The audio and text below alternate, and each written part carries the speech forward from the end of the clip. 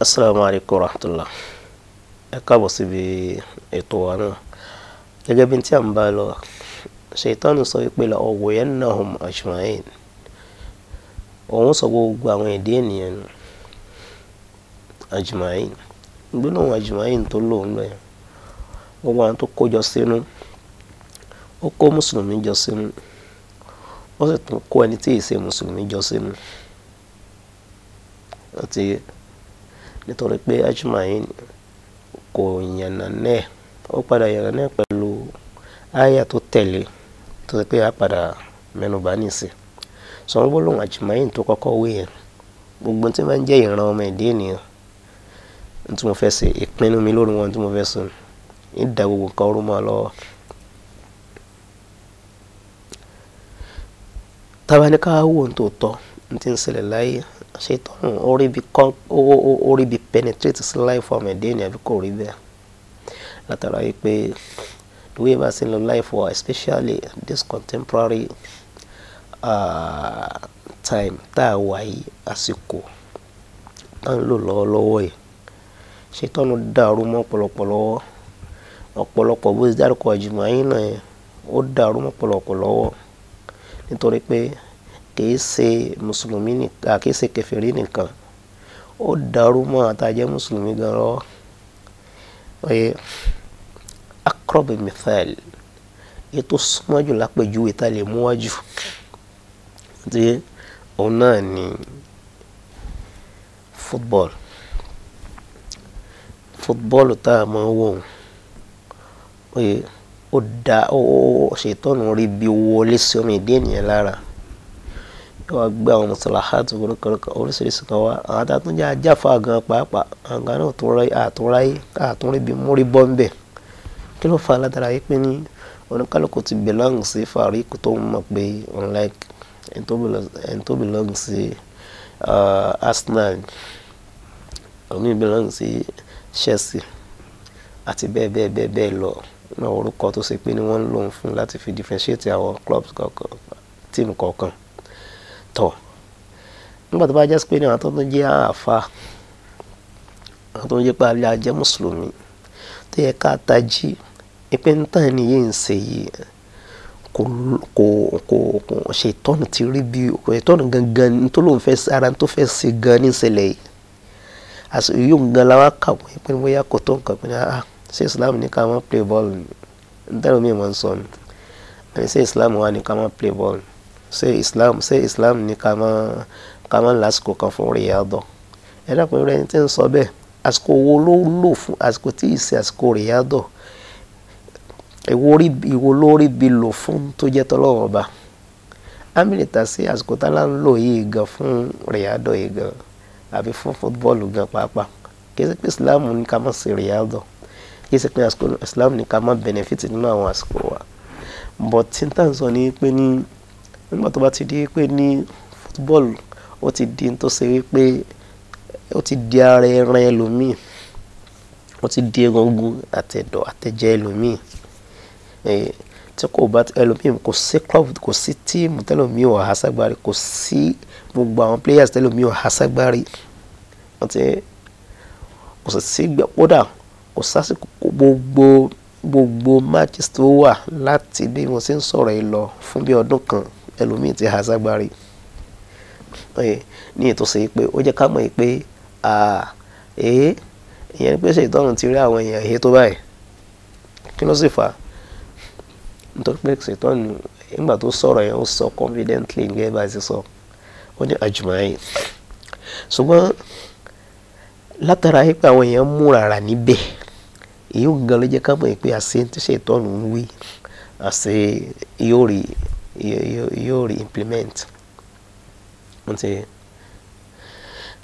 Tàbá wá ní ká wo àyà tó tẹ̀lé, ó ní illa ibadaka minhumul mukhlasin. Àwọn ẹni tí mi ò ní rí bí dọ́dọ̀ wọn, náà ni àwọn tó ṣe pé wọ́n jẹ́ ibadaka. Gbólóhùn ibadaka, àwọn ẹrú rẹ̀ yẹ̀rẹ̀ Ọlọ́run ọba, àwọn tó ń jẹ́ ẹni títí ẹ̀. Àwọn ẹni tó ń jẹ́ ẹni tọ́lọ́run ọba, Al-Qur'an ròyìn wọn pé ibadur rahmani alladhina yamshuna ala al-ardi hawnan wa idha khatabahumul jahiluna qalu salama. Àwọn tó jẹ́ ní Ọlọ́run Ọba àwọn lẹ́yìn tó ṣe pé tó máa ń rìn lọ lórí ilẹ̀ ara máa ń rìn lọ pẹ̀lẹ́pẹ̀lẹ́ ni wọ́n yìí fàgbẹ̀gbẹ̀ wọ́n yìí fa wàhálà. Ọ̀nà táyé mi bá sọ̀sọ̀kúsọ tí ò sá fún wọn sí tó fẹ́ dá wàhálà lẹ̀ qalu salama. Let there peace ni. Jẹ́ kí kọ́nìkàlùkù máa bá títí ẹ lọ wọ́n ní fàjẹ̀gbọ́n.